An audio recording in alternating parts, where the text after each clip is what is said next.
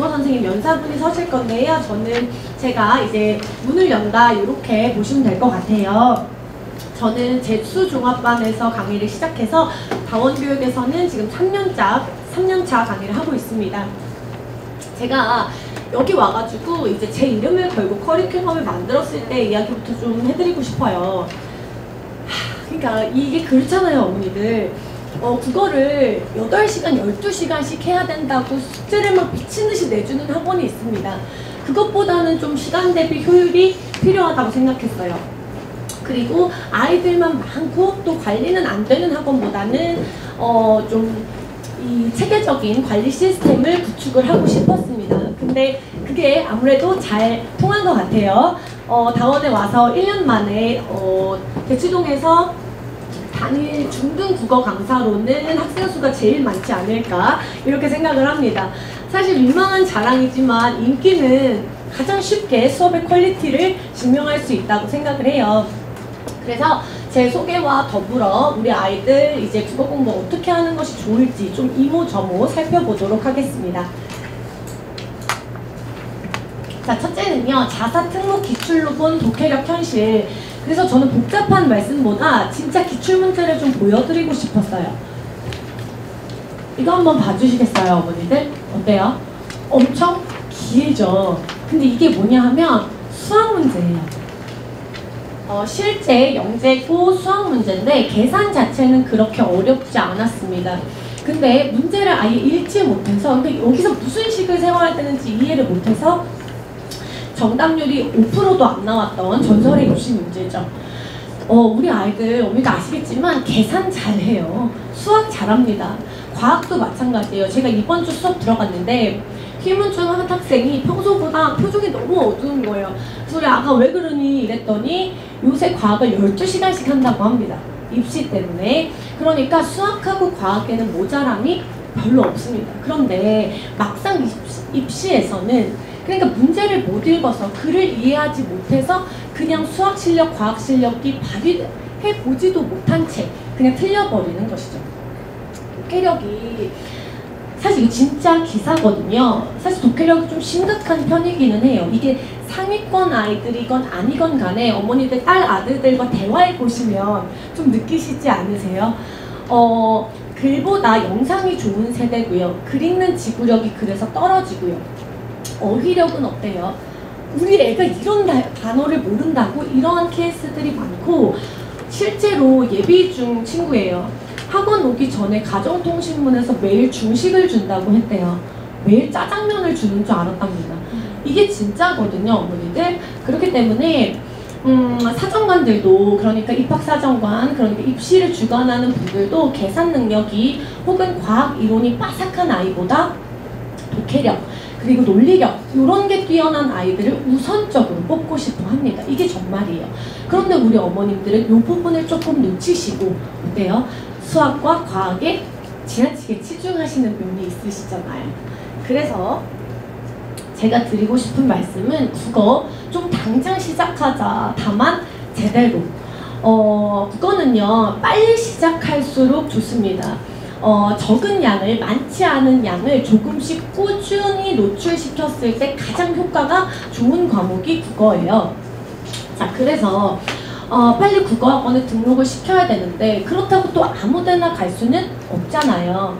일단 중학교 때는 내신만 하면 됩니다 하는 학원들이 있어요.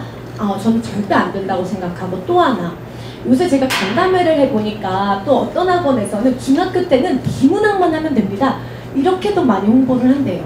그런 학원은 먼저 일단 지양해 주십시오. 그래서 저희 커리큘럼을 좀 한번 보여드리려고 하는데요.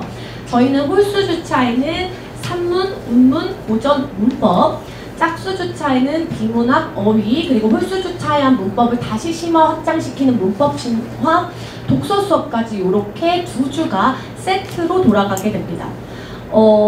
어머님들이 연간 커리큘럼이 어떻게 되나요? 이런 말씀을 저한테 되게 질문을 많이 주시는데, 몇 월부터 몇 월은 문법, 몇 월부터 몇 월은 고전, 이렇게 들어가지가 않아요. 그러면 가르치는 입장에선 되게 쉬워요. 그렇겠죠. 그것만 준비하면 되니까. 근데 아이들 입장에서는 문법 가르치고 있으면 고전 까먹고요. 고전 가르치고 있으면 현대식 까먹습니다.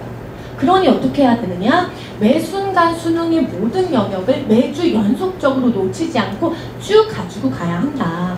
그러면 어떤 목표가 생기냐면요, 학년별로 누적되는 목표가 생겨요. 1학년은 독해에 필요한 개념과 기본 루틴이 익혀집니다. 문학은 작품별로 구조화해서 들어가고요. 비문학은 단락별로 요약하고 지문과 선지를 분석하는 능력을 기르게 해줍니다.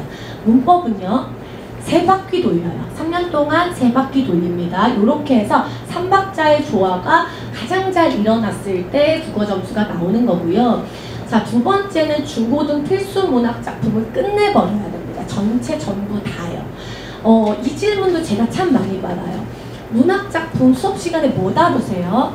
근데 저 문학 작품 수가 너무 많아서 이 답도 좀 해드리기가 힘들어요. 산문은 저희가 50작품 이상 다루고요. 그 다음에 현대시도 50작품 이상, 고전은 30작품 이상 다룹니다.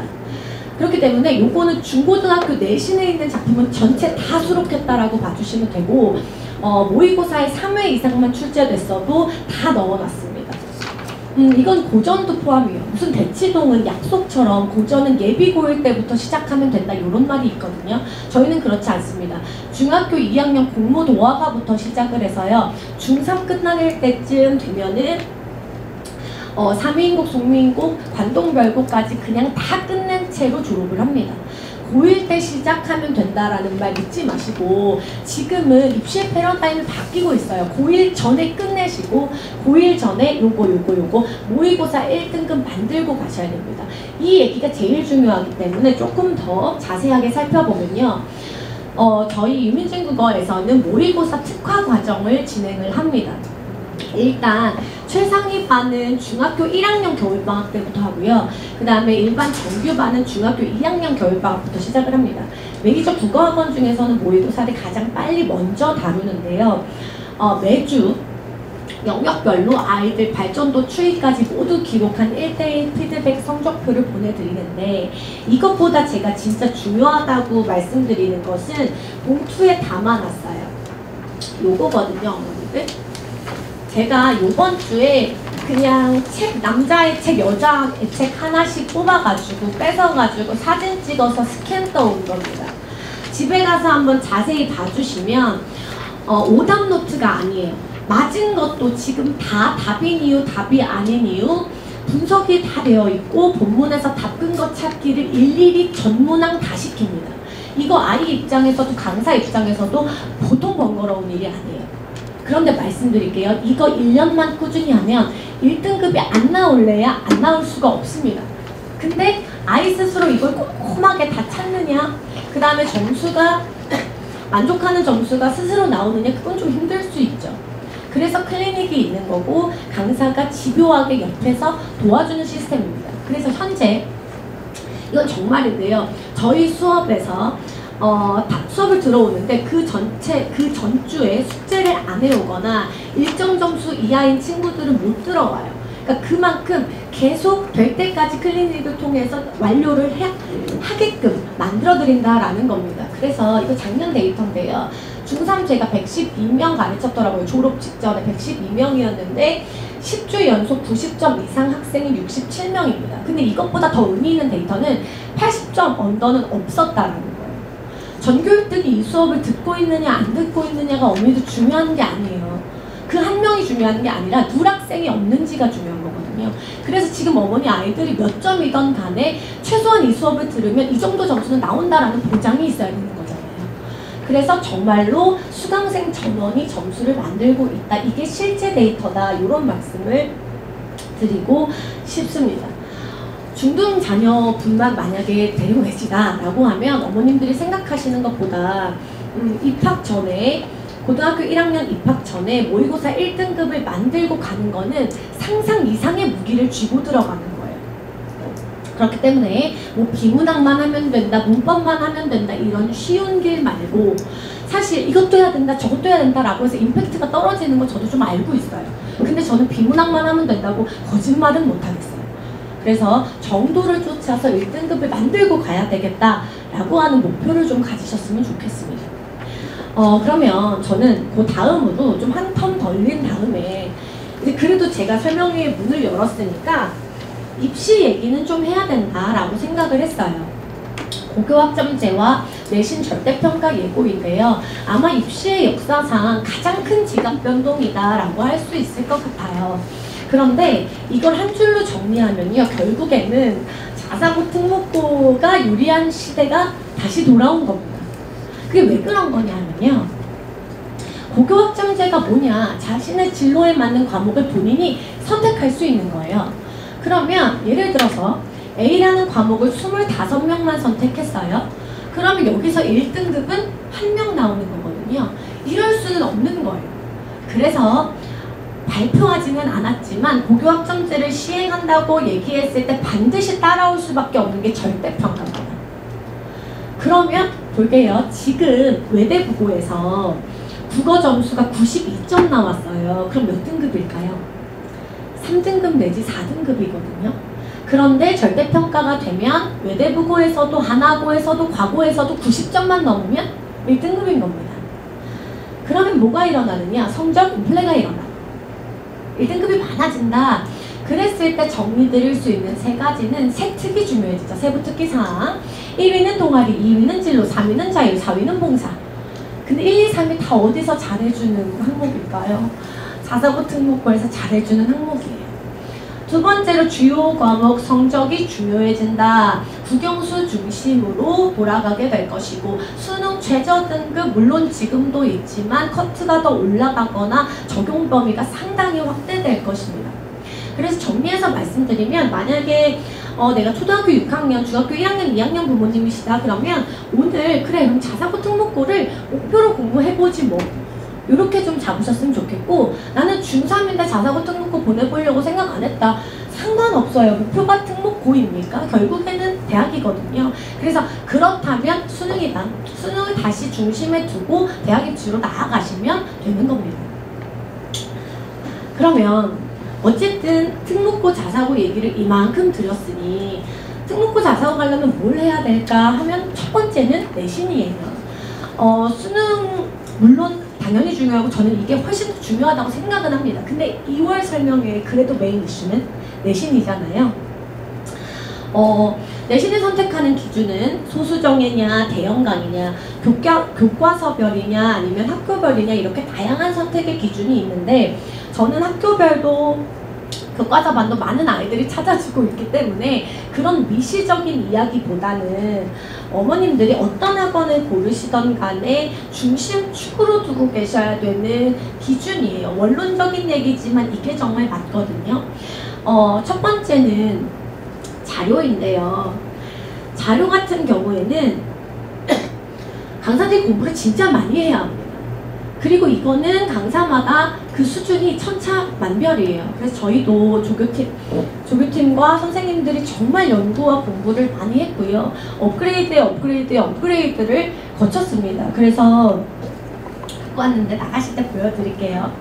이렇게 색깔별로 있거든요. 패키지도 참 예쁘죠. 그래서 요거는 필기노트다라고 하는데 사실은 제가 손으로 필기한 걸 복사해서 주는 것부터 시작을 했습니다. 근데 그것이 업그레이드가 돼서 제가 설명한 농담까지도 다 적혀 있고요.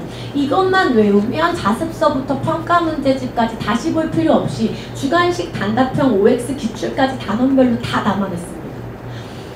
그래서 지금으로서는 지금 내신을 하고 있는 아이들한테는 없어서는 안 되는 내신의 비기가 되는 거고요. 다른 학원 갔다가도 돌아오게 하는 사실 저한테는 효자템입니다. 그래서 어머니들께서는 일각에서 제가 이걸 왜 보여드리냐면 일각에서는 그 객관식 기출문제집 있잖아요. 이만큼 두껍게 주는 거 저도 나갑니다. 그런데 그 객관식 문제집을 500문제 주면 좋은 학원이고 1000문제 주면 옳다구나 더 좋은 학원이다 이렇게 생각을 하시는데 강사들 컴퓨터에 객관식 문제 없는 강사 없습니다. 그거는 다 주는 거예요. 그런데 강사가 직접 만든 자료가 있는지 그 퀄리티가 어떠한지 그 자료를 아이들한테 하나하나 입히는지 기억하게 하는지 이게 중요한 거다라고 말씀을 드리고 싶어요. 그래서 제가 제 차라의 마지막으로 드리고 싶은 말씀은 관리입니다. 요거는 저희가 매주 나가는 성적표, 분기별로 분석해서 나가는 성적표, 1년 동안 데이터 취합해서 나가는 성적표를 띄워놓은 거예요. 뭔가 보기에 되게 복잡하시죠? 저희는 전문 학생 관리팀을 운영하고 있습니다. 다원 유민증 국어에 제가 실시간은 가장 저는 자랑이라고 생각해요. 왜냐하면 저는 한 반 한 30명 내외로 수업을 하고 있는데 그 아이들을 저 혼자 들어가가지고 구멍 없이 완벽하게 관리한다? 저는 이거 거짓말이라고 생각하거든요. 그래서 팀으로 움직여서 아이가 숙제해왔는지, 점수, 오답했는지, 스스로 했는지, 발전도 추이까지 다 디테일하게 기록을 해둡니다. 그리고 그 주에 문제사항은 뭔지 회의하고 연구해요. 그러면 당연히 점수가 안 나온 아이들, 미흡한 아이들 클리닉 잡아가지고 점수 올리는 건 당연한 거고요. 예를 들어서 저희 학원에서 나가는 뭐 과제나 테스트가 항상 100점이에요. 그런 아이들도 있죠. 그런 아이들도 저희한테 문제가 돼요. 왜냐? 다음 단계를 걔한테는 빨리 던져줘야 되잖아요. 내신도 마찬가지입니다. 어떤 아이들은 속도가 느리고 어떤 아이들은 속도가 빨라요. 근데 강사들은 그냥 눈을 감고 같이 끌고 나갈 수밖에 없어요. 혼자니까. 그래서 제가 전문 관리팀을 만든 거고요. 그래서 저희는 아이들의 속도와 실력을 다 기록해 놓고 그걸 고려해서 한 명 한 명 따로 시험지를 마련해 놓습니다. 그래서 제가 강의하는 동안에도 지금 잘 따라오고 있는지, 미흡한 건 없는지, 쟤는 빠른지 쟤는 느린지 다 기록하는 팀이 같이 움직여요. 저는 이 이상은 없다고 생각합니다. 어떤 학원에서도 어떤 강사도 이건 못한다고 생각해요. 그래서 저는 어머님들이 이제 설명을 쭉 들으실 텐데 유민진 하면 관리구나. 이렇게 팀으로 움직이는 데가 중등에서도 있구나. 그래서 관리하면 유민진 하면 관리. 이 정도만 생각해 주신다면 저는 앞에 뭐 고교학점제니 저는 자료도 좋아요. 저 인기가 많습니다. 많은 말씀 드렸지만 관리 요 두 글자만 기억시켜드리고 싶다. 이렇게 생각하고 올라왔습니다. 앞으로도 한 3분 더 있기 때문에 저는 여기서 마이크를 내릴 건데요. 그래도 제가 다음 선생님을 소개해 드리려고 해요. 왜 제가 소개를 하냐면 제 커리큘럼을 유일하게 공유하고 계신 분이고 또 저보다 어쩌면 더 아이들 케어에 세심한 분입니다. 그래서 저는 대형 강의 수업을 표방하기 때문에 제 수업을 연구하시다가 선생님하고 더 가까운 소수정의 수업을 만들면 어떨까 해서 수업을 런칭하셨어요. 어머니도 요새 그 일탁 스캔들 드라마 보세요? 근데 거기에 소수정의 올케어반 이런 거 나오죠. 그 현실적으로 이게 불가능.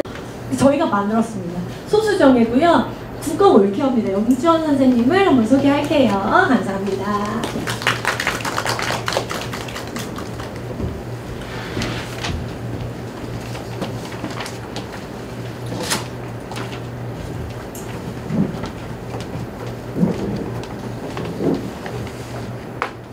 네, 유민진 선생님께서 관리라고 하는 키워드 굉장히 강조해 주시고 마이크 넘겨주셨는데요. 그 관리 한번 올케어로 제대로 해보고자 소수정예반 만들어서 강의하고 있는 염지원입니다.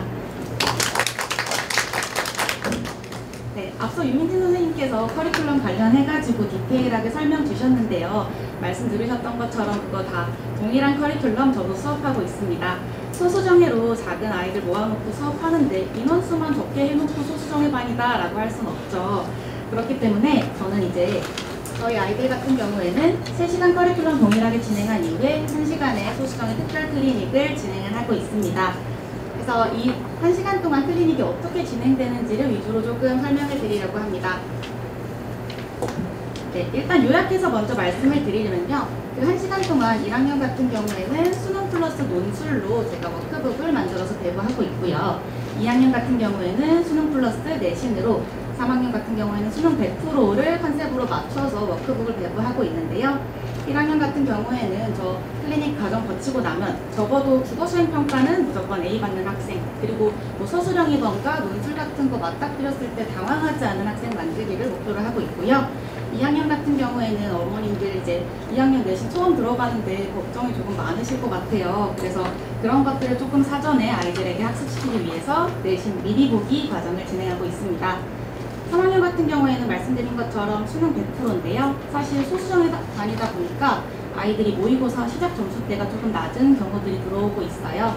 그런 학생들을 조금 더 가파르고 꾸준하게 점수 향상시킬 수 있도록 돕고 있습니다. 학년별로 조금 더 디테일하게 설명을 드릴 건데요. 1학년 같은 경우에는 논술을 한다고 말씀드렸는데 앞서 들으신 것처럼 뭐 자사고, 특목고, 더 나아가서 앞으로 논술도 있고 면접도 있는데 우리 아이들이 자기 생각을 말로 그리고 글로 잘 풀어내는 것을 사실 잘 하지 못합니다. 어머님들도 조금 느끼셨을지 모르겠는데 아이들이 이렇게 짧은 문단도 자기 생각을 잘 정리하는 것을 못한다고 생각을 해요. 읽어보시면요, 문장의 종결 어미가 제일 각각이고요. 되게 말로 하는 구어체에 가까운 이런 글을 써내는 걸 보실 수 있을 텐데요. 실제로 저희 수업을 들었던 1학년 학생 논술의 서론부였습니다. 그리고 이제 국어 수행평가도 조금 예로 들어드리고 싶은데요. 실제로 대치 중에 뭐 남중의 경우 국어 수행평가 내주면 아이들이 제출하는 비율도 낮고 제출한다고 해도 글씨 엉망이고 문장이랑 문장 이어지지 않는 그런 실정인데요. 그런 불상사를 막기 위해서 클리닉 시간을 조금 투자를 해주십시오. 저희 이제 숙제로 나가는 독서 포트폴리오의 논술 다시 한번 저랑 써보고 있고요. 대치동에서 이제 실제로 진행하는 국어 수행평가, 뭐 예를 들어서 시점 바꾸어서 글 써보기, 수필쓰기, 논설문 쓰기 같은 것을 저와 함께 해보고 있습니다. 그래서 다시 쓴 글 좀 보여드릴게요. 이렇게 우리 아이가 같은 서론부 이렇게 다시 잘 써주었고요. 이런 식으로 앞서 말씀드린 것처럼 1학년 아이들 국어 수행평가는 무조건 A 받는 학생, 그리고 논술이나 서술형 문제라고 지레 겁먹지 않고 자기 생각 똑바로 써내려갈 수 있는 아이로 클리닉 시간을 통해서 성장시키고 있습니다. 다음은 이제 2학년 클리닉 과정을 조금 소개해 드릴 건데요. 2학년 같은 경우에는 이 논술 자리에 아까 말씀드린 것처럼 내신 미리 보기 과정이 들어갑니다. 내신 미리 보기 과정은 지금도 아이들이 함께 하고 있는데요. 아이들의 반응을 한번 제가 정리를 해왔습니다. 제가 어머님들한테 말씀드리려고 일부러 짜낸 반응은 아니고요. 아이들 내신 미리 보기 수업 재밌다라고 하는 애들도 있고요. 이런 것까지 쓰고 외워야 하냐? 지금까지 하던 공부랑 진짜 다른 것 같다. 쓸 거 너무 많다. 진짜로 2학년 때 이거 다 하냐? 이런 식의 반응들이 나옵니다. 아이들한테서. 어머님들께서 혹은 선생님이 아무리 내신 중요하니까 미리 공부 좀 하자. 국어 공부 해놔야 된다. 이렇게 말을 해도 귀등으로도 안 듣는 저희 아이들이요. 스스로 이런 것을 느끼고 공부해야 되는구나 라고 마음을 먹도록 해주는 거죠. 그래서 왼쪽에 보시면요. 실제랑 굉장히 동일하게 내신 수업 진행하고 있습니다. 내신 수업 때 하는 필기 다 해보고요. 문제 풀어봅니다. 아마 어머님들은 아실 거예요. 수능 공부랑 내신 공부의 결이 굉장히 다르잖아요. 수능 공부는 되게 긴 장기전이고 내신 공부는 타이트한 단기전입니다. 4주 동안 해야 되는 공부 굉장히 명확하게 정해져 있고요. 아이들이 학원에 오면 매주 100문제 이상 시험으로 다 풀고 가야 해요. 근데 그런 거에 적응되지 않는 학생들은요. 수능 공부하다가 내신 공부로 공부법 바꾸는 거 그걸 굉장히 어려워합니다. 그래서 그런 어려움을 대비하기 위해서 저희들은 이제 내신 미리 보기 과정이라는 단원을 통해서 특히 문학 그리고 문법 단원들 학교에서 교과서에 실리는 작품들 저와 함께 미리 예습하고 있습니다. 그래서 공부 열심히 해야겠다라고 이렇게 마음 먹고 스스로 필기노트도 만들어서 공부하는 우리 아이들 모습이고요. 이런 식으로 공부해야겠다라고 인식하고 자기 스스로 주체적으로 공부하는 마음 저희 학생들은 이미 이번 방학부터 시작하고 있습니다. 다음은 3학년으로 넘어가 볼 건데요. 3학년 같은 경우는 앞서 들으셨던 것처럼 모의고사 특화 과정이 진행됩니다. 저희 반 학생들도 당연히 다 그 과정 진행하고 있는데요. 그 과정을 이제 대형 강의에서 들었을 때보다 소수정일 수업에서 했을 때 조금 시너지를 확실하게 내는 학생들이 있는데요. 이런 유형의 학생들입니다. 해외에서 살다 온 이런 케이스도 대치동에 참 많죠. 다른 아이들에 비해 지문 읽는 속도가 느리고 독해력이 떨어지는 학생들, 그리고 그렇지 않더라도 본인이 문제를 풀이하다가 무언가 막혔거나 지문에 대해서 질문하고 싶을 때 즉각적인 선생님의 피드백이 필요한 학생들, 그리고 국어학원 다니는 게 3학년 때 처음이어가지고 모의고사 속의 용어가 낯선 학생들이 있습니다. 그런 학생들이 이렇게 아래랑 같이 이야기를 해요. 저 시 읽을 때 문장 구조가 반복된 건 알고 있었거든요. 그런데 대꾸법이 뭔지 몰라서 문제를 틀렸어요. 이렇게 말을 하는 겁니다. 그래서 이런 유의 학생들을 위해서 클리닉 시간은 어떤 수업을 진행을 하냐면요. 왼쪽에 보시는 것처럼 수능에 출제되는 문법 개념들을 미니 특강처럼 제가 사전에 해설을 해주고 있습니다. 그리고 오른쪽과 같이 이제 수능 안에 있는 모의고사 용어들도 제가 미리 해설을 해줘서 아이들이 문제 풀 때 조금 더 자기만의 해설지를 가지고 문제 풀 수 있도록 하고 있고요. 이렇게 사전 해설 진행하고 아이들이 문제 풀어오고, 그리고 아까 들으셨던 것처럼 푼 이후에 나만의 해설지까지 진행하면요. 아이들 점수가 정말 안 오를 수가 없습니다. 그렇게 해도 사실 더디게 오르는 학생들이 종종 있는데요. 그런 학생들은 이제 1대1로 제가 옆에 불러서 어떻게 문제 푸는지 점검해주고 피드백 줘서 이렇게 풀면 안 된다 공부 습관까지 옆에서 잡고 있습니다. 그래서 이렇게 소수정예 반에서는 학생들이 저에게 타이트하게 밀착 관리 받으면서 성적들을 향상시키고 있는데요. 이제 지금까지 제 얘기 들으시면서 자제분 얼굴이 잠깐이라도 스쳤다면 소수정예 반으로 보내주십시오. 제가 옆에서 어머님들이 그리고 학생 본인이 케어받고 싶은 지점 까먹지 않고 꼼꼼하게 챙기겠습니다. 그리고 오늘 초등학교 6학년 자녀 두신 학부모님도 오신다고 해서 제가 잠깐 조금만 더 예비 중인 커리큘럼 좀 소개드리려고 하는데요. 3월부터 개강되는 초등학교 6학년 대상으로 하는 커리큘럼이 준비되어 있습니다. 어머님, 그 초등학교 6학년 아이들이 얼마나 어리냐면요. 중학생 애들은 이제 학원에서 서로 대화 안 하는데요. 아이들이 서로 모르는데 6학년 아이들은 모여가지고 쉬는 시간에 끝말잇기 할 정도로 되게 어려요. 근데 그렇게 어린 학생들이요. 수업에 오면 이렇게 완벽하게 숙제해서 내고요. 수업 내용 다 따라올 수 있도록 제가 어디에 필기해야 하는지, 어떻게 필기해야 하는지 그런 공부 습관 다 잡아주고 있습니다. 그래서 커리큘럼도 간단히 조금 소개를 드리면요. 이런 책들을 바탕으로 특히 비문학 제재들이 이런 제재들이 있죠. 이런 책들을 바탕으로 완전한 독서라고 하는 커리큘럼 진행하고 있는데요. 이제 중학교 1, 2, 3학년 올라가면 아이들 책 읽을 시간 없잖아요. 어머님도 책 읽히고 싶은데 아이들 책 읽을 시간이 너무 없죠. 그래서 책 읽을 시간 있는 초등학교 6학년 때 매주 책 한 권씩 읽게 만듭니다. 독서 퀴즈 하고 있고요. 독후감 쓰고 있고 독서 논술까지 써봅니다. 그래서 완전한 독서라는 이름 붙였고요. 당연히 수능에 관련된 문학, 비문학, 어휘를 바탕으로 한 수업도 진행하고 있습니다. 남들보다 더 빠르게 시작하는 만큼 제대로 그리고 정확하게 아이들이 수능에 필요한 핵심들을 배워갈 수 있도록 하고 있고요. 남들보다 빨리 시작한 만큼 국어 영재 만들기를 목표로 하고 있기 때문에 영재국어라는 이름 붙여서 완전한 독서랑 영재국어 한 세트로 해서 수요일에 수업 진행하고 있으니 관심 있으신 어머님들께서는 설명회 끝나시고 오시면 제가 조금 더 자세하게 설명드리도록 하겠습니다. 네, 지금까지 제 얘기 들어주셔서 너무 감사드리고요. 제 수업 소개는 여기서 마칠 거고요. 학생들이 올 케어가 필요한 학생들 앞으로도 책임감 있게 관리하겠습니다. 들어주셔서 감사합니다. 다음은 송윤정 선생님이 이어서 발표해 주시겠습니다.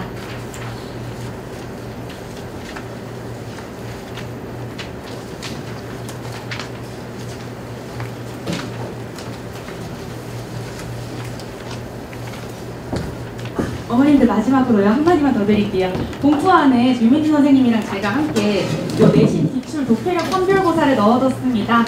레벨 1 같은 경우에는 1, 2학년 학생들 풀어볼 수 있도록 만들었고요. 레벨 2 같은 경우에는 3학년 학생들 대상으로 만든 독해력 판별고사거든요. 어머님들께서 아이들 직접 풀려보실 수 있고 채점도 해보실 수 있도록 답안지도 뒤에 다 붙여놨으니까 답안지 떼서 아이들 한번 풀려보시고 얼마나 잘 푸는지 확인하셔가지고 나중에 저희 반 입반하신다면 그것도 들고 오시면은 유민진 선생님이랑 제가 꼼꼼하게 다시 점검해서 상담 도와드리도록 하겠습니다. 감사합니다.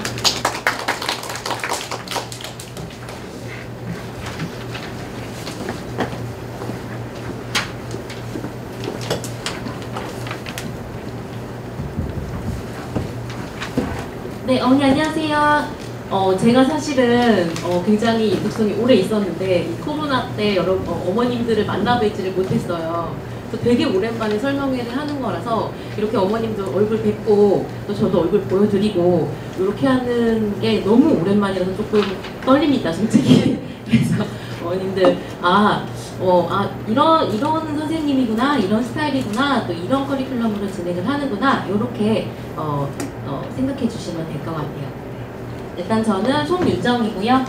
사실은 원래 다원국어에서 계속 있었어요. 다원국어 오픈할 때. 저 그때는 이제 팀에 있었어서 팀이랑 같이 다원국어에서 있다가 계속해서 지금 다원에서 수업을 하고 있습니다. 네.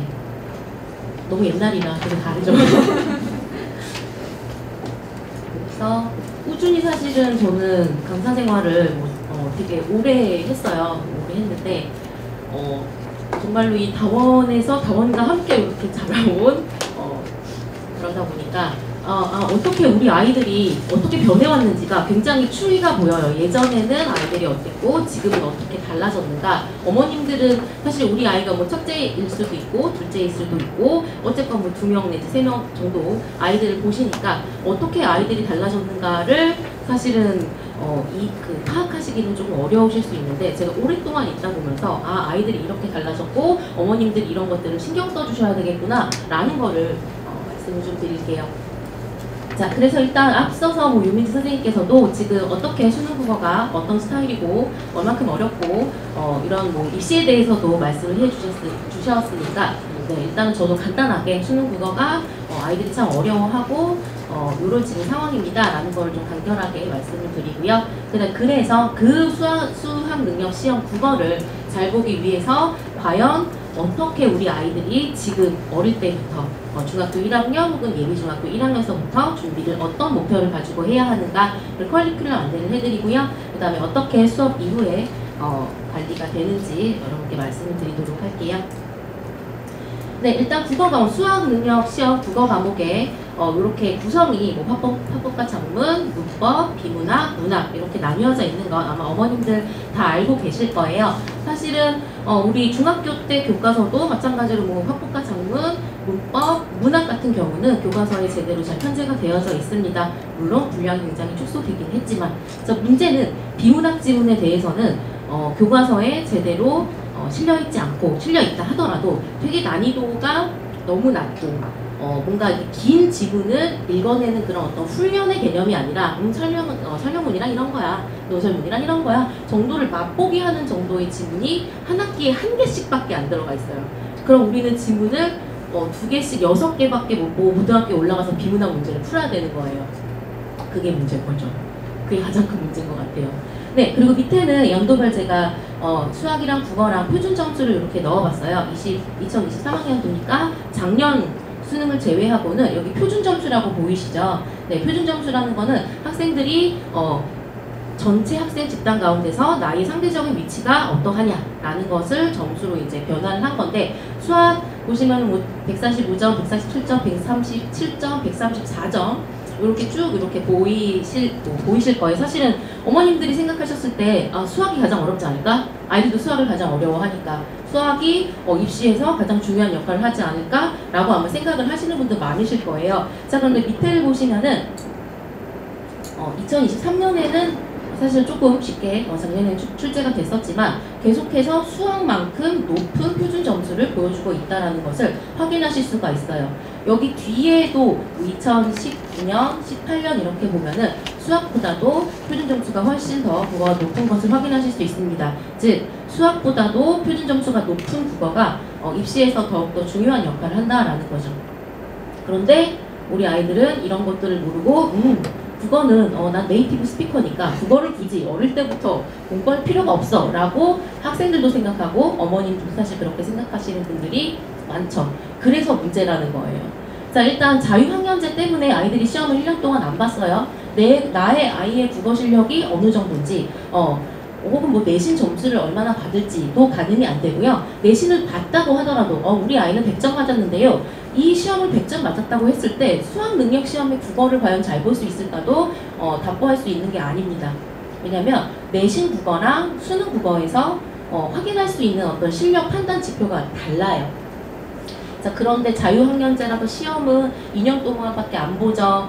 교육과정이 줄어들면서 실제로 지난 교육과정 2009 교육과정에서 내용이 만약에 10이었다면 교육과정이 바뀌게 되면서 문법 내용이 대폭 축소가 됐어요. 우리 아이들 공부하느라 힘드니까 줄여줄게 해가지고 줄여줬죠. 문제는 수학 능력 시험에서는 안 줄여줬어요. 다 시험범위예요. 그런데 중학교 때는 그게 절반가량으로 줄어들기 때문에 되게 많은 내용을 되게 작은 시간에 짧게 그것을 다루어야 되는 거예요. 아이들은 더욱더 어렵겠죠. 특히나 아이들은 이제 책을 잘 읽지 않아요. 특히 코로나 시기를 어머님들 지내보면서 아이들 어땠어요? 맨날 패드 들고 맨날 유튜브 틀어놓고 아이들이 자연스럽게 손가락을 움직이는 게 너무 자연스럽지 뭔가 책장을 넘기고 뭔가 계속해서 집중력 있게 긴 글을 읽어나가는 그런 경험 자체도 굉장히 부족하고요. 어휘도 너무 부족하고요. 한자어 같은 경우도 굉장히 많이 부족합니다. 사자성어, 속담도 마찬가지예요. 자, 그러다 보니까 어머님들 인터넷에서 많이 보셨을 거예요. 어휘력 논란, 심심한 사과. 왜 사과를 심심하게 하냐? 진짜 마음을 다해서 해야 되지 않느냐? 이런 식으로. 근데 사실은 어머님께서 심심하다가 마음 깊이 다해서 사과를 하는 거라구나 이거를 모르는 사람은 없으실 것 같은데 우리 아이들은 그렇게 모르는 아이들이 굉장히 많다라는 거죠. 자, 여기까지는 뭐 비문학에 대한 연습이 부족해요. 다 어머님들 동감을 하실 겁니다. 자, 뿐만 아니라 세 번째가 사실 가장 문제예요. 여러분들 우리 아이가 지금 현재 어느 정도의 실력되고 성적된지를 가늠하기 어려우실 수도 있겠지만 저는 아이들을 이제 오래 봤으니까 약간 중위권과 상위권의 어떤 모습이 달라요. 일단 중위권 같은 경우는 물론 하위권 포함입니다. 중위권 같은 경우는 전반적으로 독해력도 부족하고 이해력도 부족하고 어휘도 부족해요. 그러니까 한꺼번에 조금씩 꾸준히 계속해서 쌓아나가는 게 가장 중요해요. 자, 반면에 상위권 아이들은 사실은 기본적인 어떤 독해력이나 이해력은 있어요. 자, 근데 이 아이들이 부족한 건 뭐냐면 현대 시, 현대 소설 같은 경우도 어려운 친구들이 많아요. 왜냐면 일단 글이 기니까. 근데 소설은 그래도 읽어보면 줄거리가 파악이 되잖아요. 자, 근데 현대 시는 달라요. 왜? 시는 정서와 감정에 대해서 이야기하는데 우리 아이들의 정서와 감정, 본인도 잘 몰라요. 본인의 정서와 감정은. 그런데 시에서 그걸 찾으라고? 자, 이러다 보니까 특히나 상위권, 특히나 이과 성향의 남학생들이 정말로 시를 어려워해요. 그래서 나중에 저는 의대 가야 돼서 만점 받아야 돼요. 근데 그럼 학원에 국어학원 다닐 적 없니? 쟤 없어요. 왜 없을까요? 그 전까지는 그렇게 문제가 되지 않았으니까. 그런데 고등학교 3학년 3월 시험 모의고사를 보고 나서 이럴 수가 국어에서 시를 틀리네? 이때 시를 공부하면 이미 늦은 거예요. 그 전서부터 고등학교 좀 아까 말씀하셨던 것처럼 고등학교 1학년까지는 모의고사에 1등급 만점 이걸 만들고 올라가셔야지 이제 수학도 공부하고 과학도 공부할 여러 가지 시간이 생기시는 거예요. 자, 그래서 국어, 수학 능력 시험 어쨌든 잘 보는 게 가장 큰 목표겠죠. 그거를 잘 하기 위해서는 각 영역의 어떤 특성이 굉장히 많이 다르잖아요. 그 다른 영역에 대해서 그 특징들을 고려해서 지속적으로 체계적으로 커리큘럼을 짜서 꾸준히 하는 게 되게 중요하다. 자, 꾸준히가 진짜 중요한 게 사실은 국어 실력 같은 경우는 여러분 어머님들 왜 PT 받으시잖아요. 막 근육이 생기잖아요. 근육은 한 달 운동한다고 생기지 않아요. 꾸준히 계속해서 거기를 건드려주고 올바른 방법으로 바벨을 들어야지 그 근육이 생기는 것처럼 아이들의 독해력도 마찬가지입니다. 국어 실력도 마찬가지예요. 그래서 꾸준히 일찍부터 시작을 해서 꾸준히 제대로 된 방법으로 하는 것이 가장 중요하다라고 말씀드릴 수 있을 것 같아요.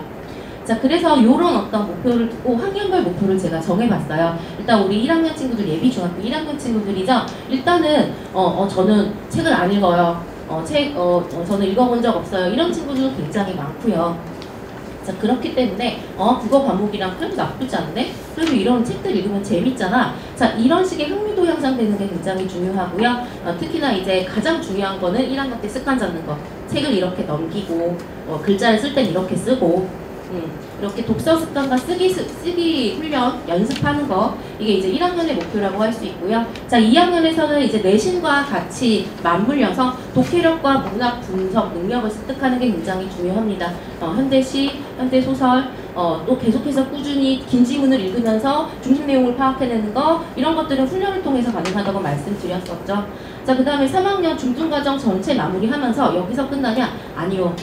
그럼 고등학교 올라가서 모의고사를 볼 건데 이 모의고사에 대해서 어떤 식으로 문제가 나오는지를 마무리를 하고 중등과정 마무리하면서 고등학교랑 연계를 시키는 게 굉장히 중요하겠죠.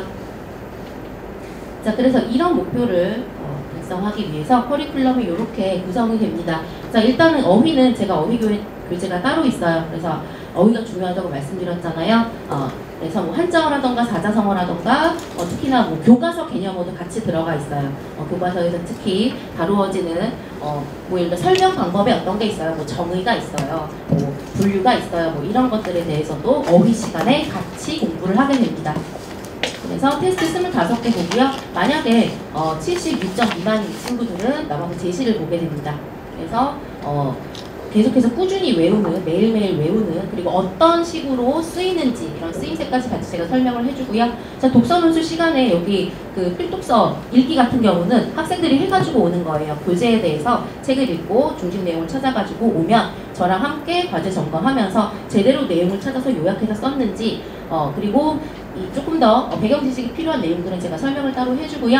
그리고 나서 여기 실전 논술 테스트 같은 경우는 책의 어떤 일부분의 중심 내용을 따와서 제시문으로 주고 그 제시문을 요약하는 내용이라던가 중심 내용을 요약하는 내용이라던가 세부 내용을 정리하는 내용으로 구성이 되어져 있습니다.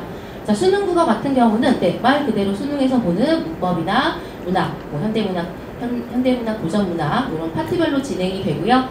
그래서 공부를 한 이후에 이렇게 테스트 10개를 확인을 해서 부족한 친구들은 역시 남아서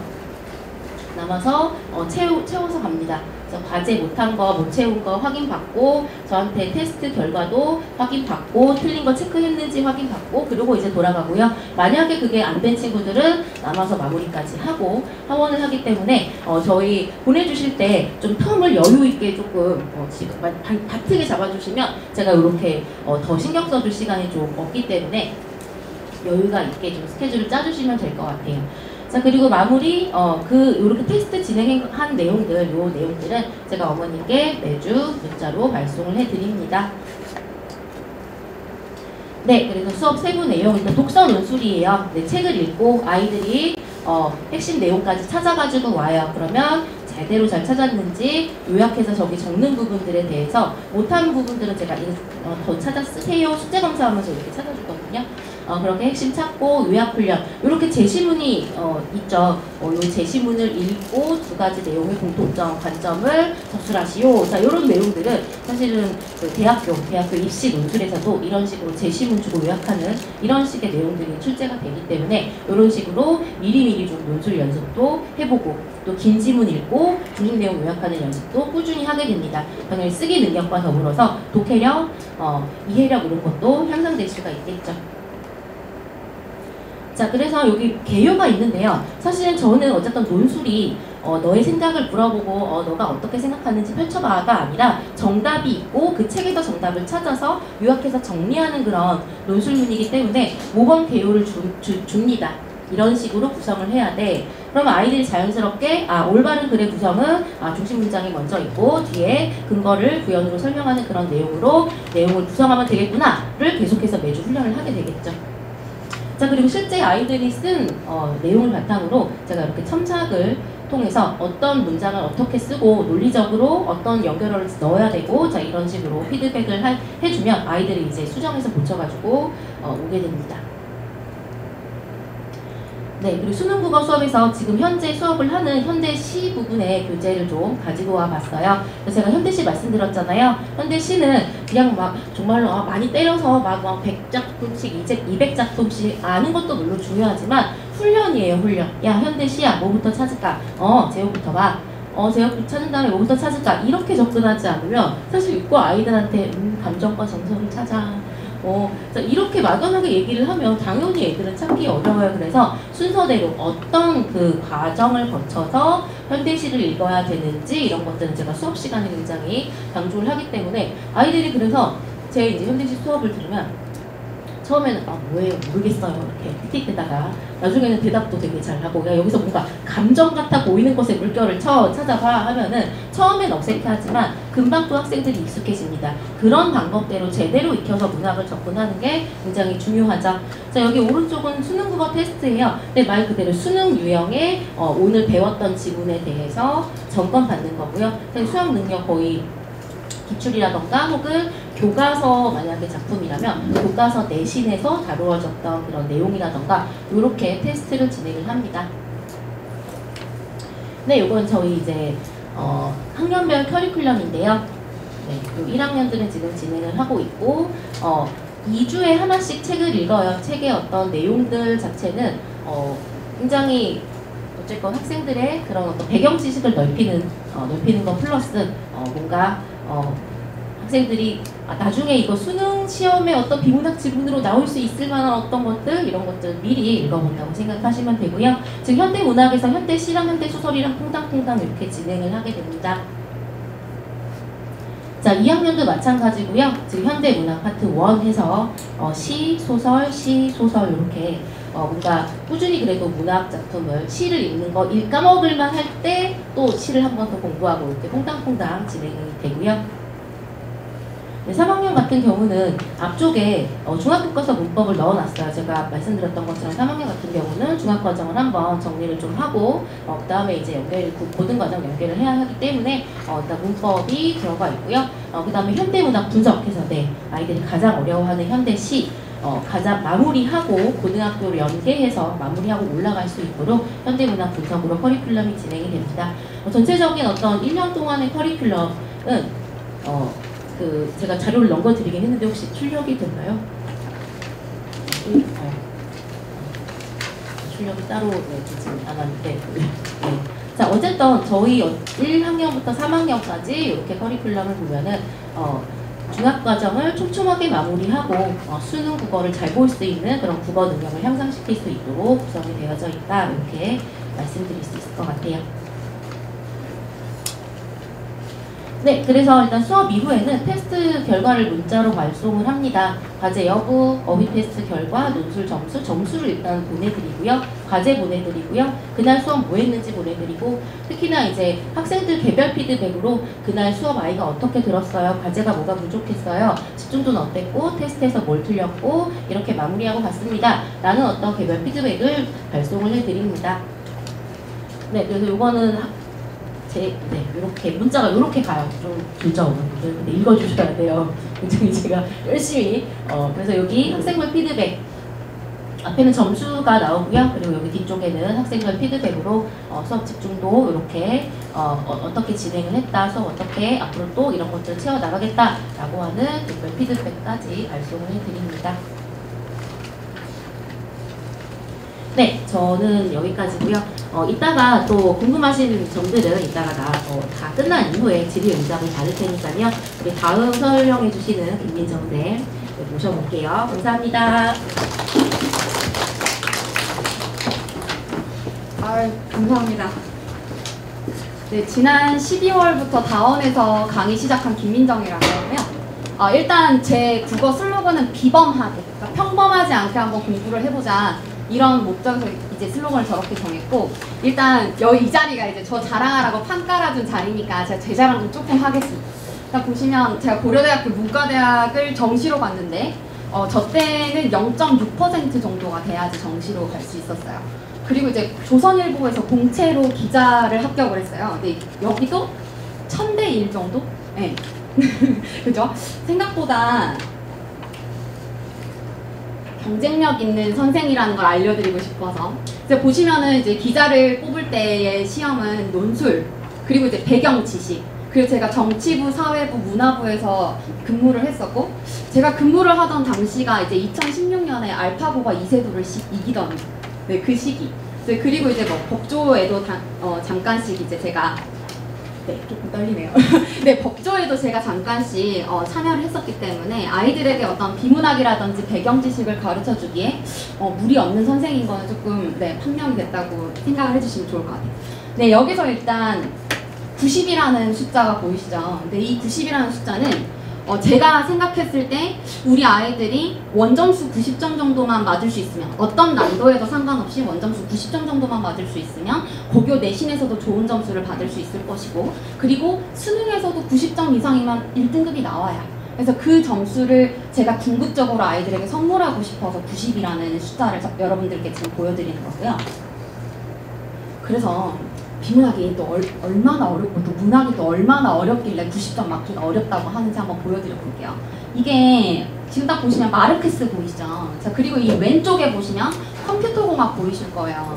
근데 이게 지금 어머님들 생각하셨을 때는 이거 뭐 고등학교 3학년쯤 가면 그쯤 되면 되지 않을까라고 생각이 드실 텐데, 네, 이게 이제 작년 3월에 기출이 됐던 고등학교 1학년 지문입니다. 근데 우리 아이들 배경지식 수준이 어느 정도냐면, 제가 중학교 3학년들을 가르치다가 깜짝 놀랐어요. 사분자를 모른대요. 그래서 뭐야? 이걸 모른다고? 했는데 진짜 몰라요. 네. 근데 그 아이들이 마르크스를 알겠습니까? 이진법 안 배웠다는데 이진법 알겠습니까? 그래서 심각해요. 자, 그리고 여기 보시면 이제 문학은 그래도 좀 낫냐라고 보시면은, 여기 보시면 김영란, 김광균, 어서 많이 들어본 사람들이에요. 근데 많이 들어본 사람들의 생판 처음 보는 작품이 나와요. 그럼 이럴 때 어떻게 해야 되느냐? 애들은 향수 하면 퍼퓸 이러는 애들이 훨씬 많아요. 근데 그 향수가 고향을 그리워하는 마음이라는 걸 아는 애들은 거의 없어요.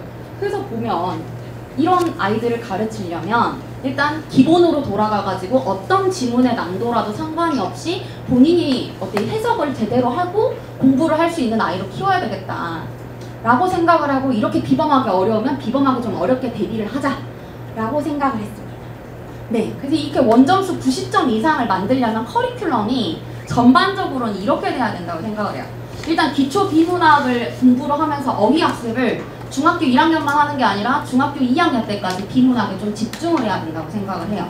그러니까 왜냐하면 제가 대치동에서 그래도 강의를 꽤 오래 했는데 이렇게 해가 가면 갈수록 아이들의 그 문해력이 엄청 떨어지는 걸 느껴요. 특히 제가 너무 심하다고 생각했던 건 지난해하고 올해가 또 엄청 다르더라고요. 그래서 제가 중학교 2학년 학생들한테는 물론 문학 중요하지만 비문학을 조금 더 집중해가지고 케어를 해줘야 되겠다라고 생각을 한 거예요.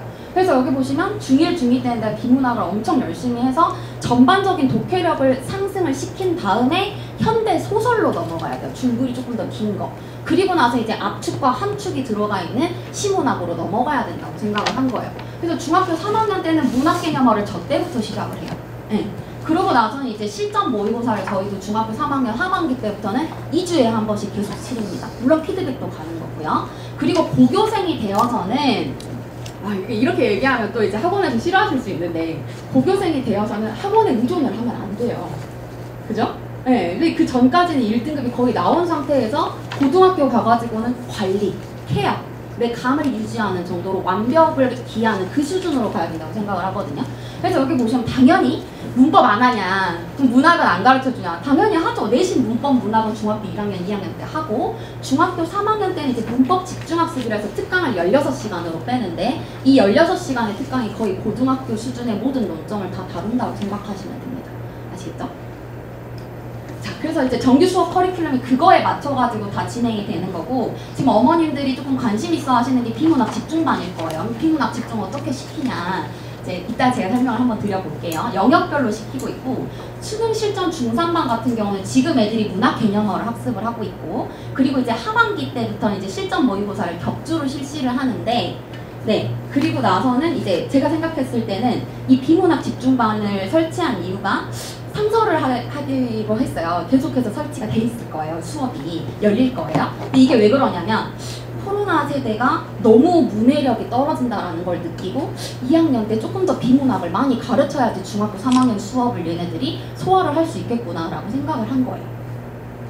네, 그래서 이때 진짜 이때는 비문학입니다.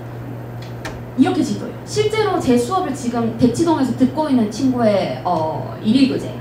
근데 이 일일 교재 보시면 제가 잠깐 이쪽으로 가서, 네, 여기서 이제 자기가 모르는 어휘들을 다 찾아가지고 오게 해요. 네, 근데 이제 찾기 전에 스스로 문맥에 맞춰가지고 내가 이거는 이 뜻일 것 같아 하고 유추를 먼저 연필로 쓰게끔 하고, 그리고 나서 연필로 쓴 거 하고 실제로 이제 제가 어플을 활용해가지고 뜻을 찾으라고 해요. 그럼 뜻 찾으면 그거를 빨간 펜으로 써가지고 와서 내가 유추한 뜻하고 실제로 찾은 그 뜻하고 그 간극이 좁혀질 때가 네가 독해력이 될 때다. 이렇게 가르치고 있거든요. 근데 여기서 보면 저는 이제 비문학을 풀 때 이제 뭐 구조 독해 이런 거 다 좋은데 저는 개인적으로는 이렇게 생각을 해요. 네, 이렇게 생각을 해요. 개인적으로는 우리 아이가 시험장에 들어가가지고 제대로 글을 그렇게 구조로 볼 수 있을까? 네, 저는 그거 조금 어렵다고 생각을 해서 그냥 읽고 그냥 풀게끔 시키고 있어요. 근데 그냥 이렇게 하려면 당연히 뭘 알아야 될까요? 어휘를 알아야 되겠죠. 그죠? 근데 모르는 어휘 뜻을 못 찾아와요. 애들이 보시면.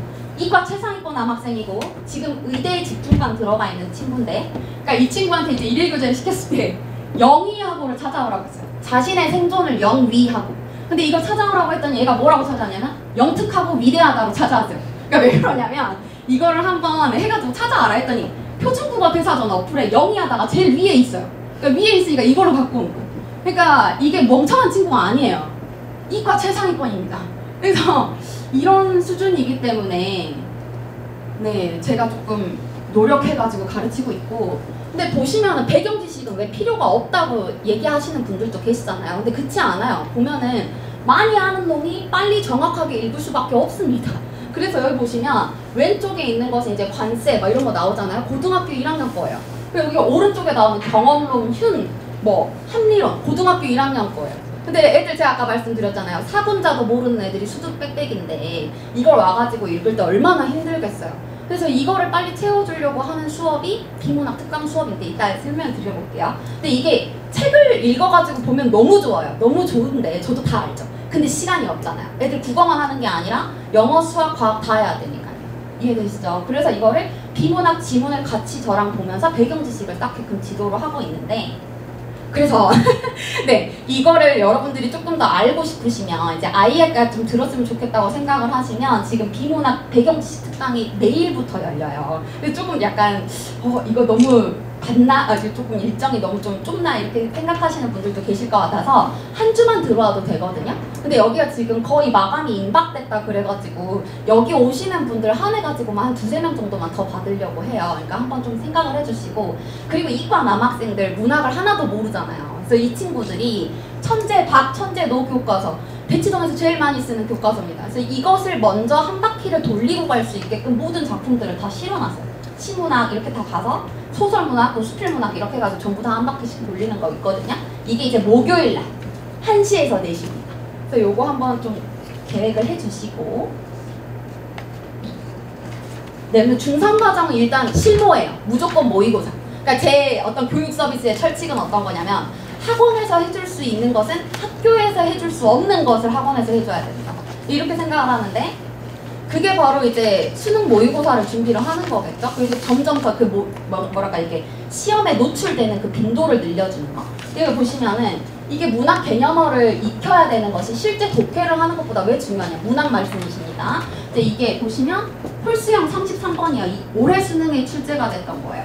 여기 보시면 이제 순환, 순차 이렇게 나오는데 둘 중에 한 개가 답이었거든요. 근데 순환하고 순차가 지금 딱 생각하면 그냥 뭐 대충 비슷비슷하지. 근데 그게 아니에요. 순환은 봄, 여름, 가을, 겨울 하고 다시 봄으로 돌아와야지 순환.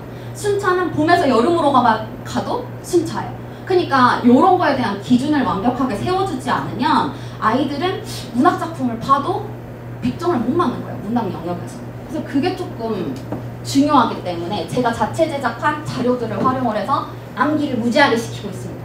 여기 보시면은 이게 고전시가 필수어예요. 저희 애들 중학교 2학년 때부터 암기하거든요. 근데 이게 실제 이번에 기출이 된 그 수능인데 수능에서 천석고왕이라고 보이실 거예요. 여기. 근데 여기 보시면 이거 뜻을 완벽하게 해석을 안 해줬죠. 밑에 달아주지도 않았어요. 그럼 이거 알아야 된다는 얘기인데 여기에 이제 천석고왕이라고 하는 단어가 들어가 있는 거 보이시죠? 저희 애들은 중학교 2학년 때부터 알았습니다. 근데 고3이 돼도 모르는 친구들은 몰라요. 그래서 이렇게 암기를 시키고 있고 어휘 엄청 많이 그냥 다 보여드리기가 힘들어서 이것보다는 엄청 더 많은 그런 자료들이 있고 시험은 매달 이런 식으로 어휘 암기 테스트를 해서 저는 외울 때까지 남깁니다. 그렇게 생겼죠. 좀 무섭게 생겼다고 하더라고요. 자, 그래서 여기에 목표는 고등학교 1학년 모의고사에서 90점 이상. 그러니까 어떤 난도가 나와도 90점 이상. 이거를 맞는 거를 아이들한테 진짜 선물을 해주고 싶어요. 제 생각에. 그래서 여기 보시면 하반기. 그러니까 5월 초에서 중순 정도에 한두 번 정도 시험을 치러서 아이들이 자사고나 특목고를 갈 수 있을지 없을지를 한번 좀 가늠해보는 시간을 가지려고도 지금 계획은 하고 있어요.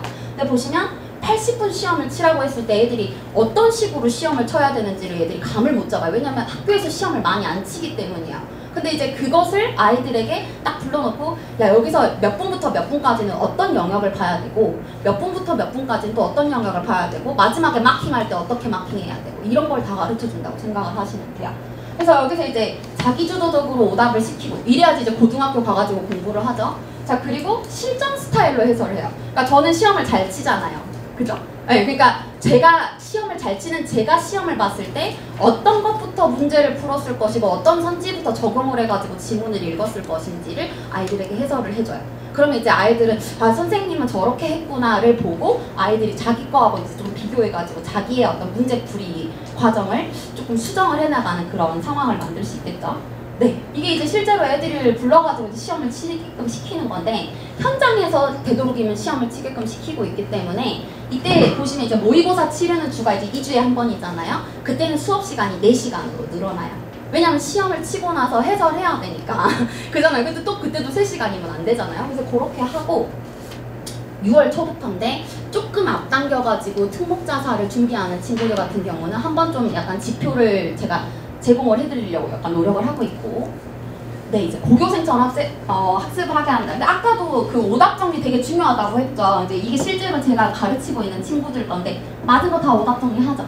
그리고 모르는 몰랐던 어떤 그 문학 작품 같은 경우는 이제 개관 정리 같은 거 다 하게끔 시키고 있고, 그리고 자기 스스로 오답 분석을 하게끔 시켜요. 그러면 이걸 통해서 어쨌든 선생이 끝까지 계속 붙어 있을 수는 없어요. 애들 이제 고등학교 3학년 때 이제 가고 나서 대학 가면 그럼 공부 어떻게 할 건데요? 그러니까 이제 아이가 자립할 수 있게끔 도와주려면 지 스스로 자기 것을 분석을 한 다음에 내가 뭐가 부족하고 그렇기 때문에 내가 또 어떤 부분이 강점이고 그래서 내가 그 부분만 채우면 되겠구나를 스스로 알아야 되거든요. 그러니까 자기 스스로 이렇게 분석을 한 거예요. 그래서 이제 이 오답 분석이라는 게 메타인지를 길러주기 위해서, 그러니까 고등학교 진학 전에 내가 어떤 부분이 약하고 그래서 내가 이 부분은 고등학교 가서 빡 잡아야 되겠다 이런 거를 생각할 수 있게끔 아이들이 스스로 분석을 하고 제가 이 밑에다가 피드백을 해주고 있습니다. 그럼 데이터로 증명을 해드릴게요. 아 그래 니 잘난 거 알겠는데 점수가 어떻게 나냐. 근데 보면 이제 2학년하고 3학년에 제가 문과하고 수업을 했던 적이 있었어요. 근데 이거 작년 겁니다. 자 근데 여기 보시면 맨 처음에 이제 모의고사를 보면 애들 40점대 시작해요. 60점대 이렇게 60점대 나오는 친구들이 이제 전교 1등 하는 애들. 근데 이제 이런 애들을 보통 한 4회차가 나오면 이때부터는 애들이 이제 점수가 잘 나오기 시작해야 되거든요. 근데 여기 보시면 요 친구 무척 느려요. 63점에 계속. 자 그러면은 요때부터는 이제 밀착해서 들어가는 거죠. 그리고 나서 이 친구가 이제 8회차 이때부터는 계속 얘가 89점 그렇게 되더니 이제 90점, 100점 이렇게 맞거든요. 그러니까 걸린 시간은 아무리 느려도 한 뭐 10개월, 9개월, 10개월, 1년 들은 거죠. 그죠? 그다음에 이제 고교 진학 후에 애들이 저한테는 조금 많이 네, 많이 와요. 애들이 이제 그때 가야지 이제 제가 고마운 선생님들 아는 거죠. 그래서 보면은 이제 이 친구는 대치 이외의 지역에서 왔던 친구였어요. 근데 이 친구가 외대국어를 들어갔어요. 그러니까 이 외대국어를 들어간 친구가 저한테 이제 문자가 온 거예요. 선생님 뭐 이제 와서 이제 딱 봤더니 선생님 생각이 났어요. 문학 개념어 시험을 봤는데 혼자 100점이었답니다. 그쵸? 이 친구 같은 경우도 얘는 거의 그냥 국어가 파탄 수준이었어요. 한 50점, 60점 이렇게 맞던 친구였는데 고등학교 가가지고 지 혼자 2등급을 맞았다. 근데 여기는 지금 상대 평가니까 8등이래요. 8등. 그래서 아무튼 그랬다.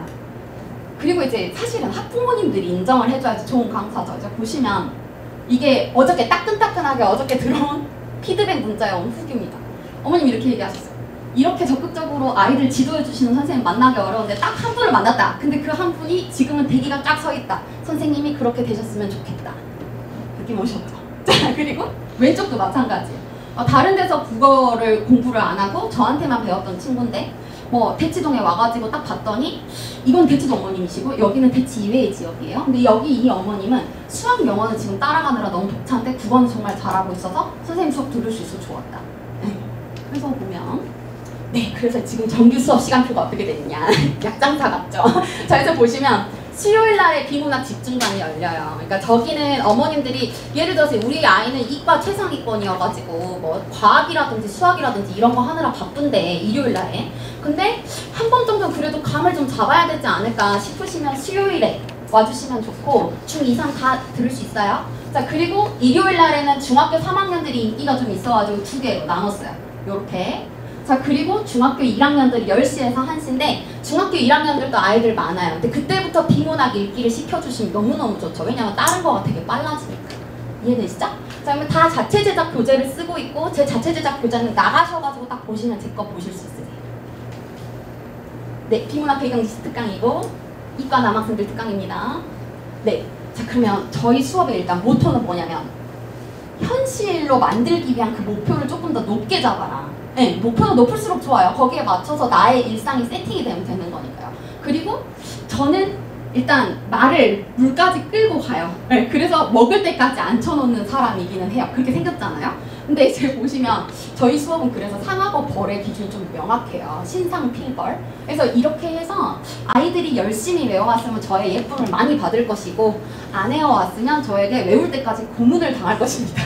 그래서 어머님들 이제 자녀분들 중에서 이 선생님한테 맡겼을 때 이제 제대로 단돌이가 되겠다 싶은 아이를 이렇게 데리고 계신 분이라면 네, 김민정 선생님 생각해 주시면 되겠습니다. 자, 자, 일단 여기까지 하고, 자, 어머님들 너무너무 고생 많으셨고요. 저희 선생님들, 한 4분 계셨잖아요. 그 4분이 지금 좀 약간 남아가지고, 그 Q&A 시간을 좀 가질 거예요. 그러니까 어머님 그냥 나가시지 마시고, 선생님들 이제 조금, 뭐 앞타임에 하셨던 유민희 선생님부터 시작해가지고 좀 궁금하신 것들이 있으시면 저 하나씩 물어보고 가시면 좋을 것 같습니다. 고생 많으셨습니다. 네.